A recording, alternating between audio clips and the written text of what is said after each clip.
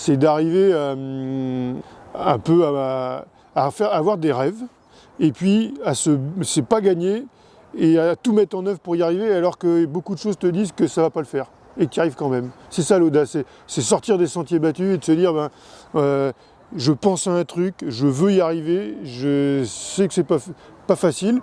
Quelquefois, juste le fait d'en rêver, on pourrait s'arrêter là. Il y a beaucoup de gens, tiens, j'ai eu la possibilité de le faire, ça me suffit. Et d'autres, l'audace, c'est de se battre pour y arriver. Voilà, c'est ça. C'est pas une question facile, ça. J'ai niqué ta question. Pas du tout, ouais, pas du tout. C'est parti? Ouais. Eh ben, Louis Duc, navigateur depuis un petit moment déjà, depuis l'âge de 17-18 ans.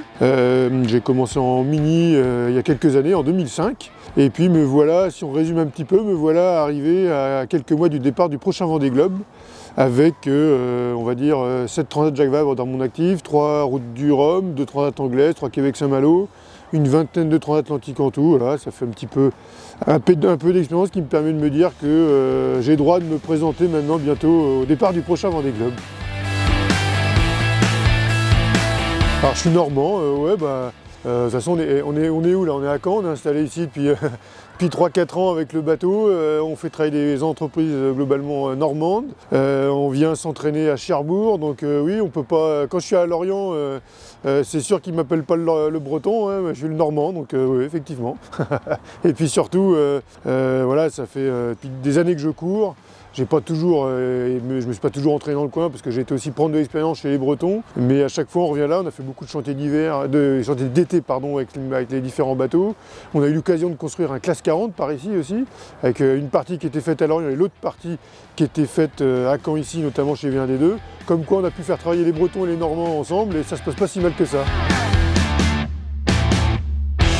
En voiture tout seul, quand je passe du temps tout seul, je suis toujours en train de rêver de bateau, de ce qu'on peut faire différemment, ce qu'on peut améliorer, les parcours que je vais pouvoir faire, je vais essayer de me mettre les challenges que je vais me mettre en face de moi, et puis les belles histoires, ça peut être des belles histoires de montagne ou de mer, de gens qui se sont un peu dépassés et qui ont fait des choses avec peu de moyens et qui sont arrivés à faire des grandes choses.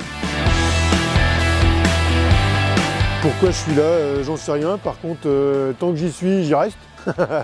Et plus on pourra y rester longtemps, mieux ça sera, en tout cas en bonne santé, parce qu'en fait mon but c'est de vivre heureux, de voir si dans quelques années on aura laissé une petite trace d'un parcours. On peut espérer ça. Et puis voilà, je me passionne par le fait de récupérer des trucs déjà utilisés. Ça je l'ai beaucoup fait, depuis que je suis gamin en fait, hein, je bricole des trucs dans mon coin.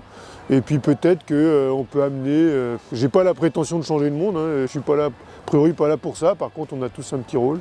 Et si on peut amener notre état d'esprit à se développer un peu plus, j'en serai content, et puis si c'est pas le cas, il y aura d'autres qui feront mieux.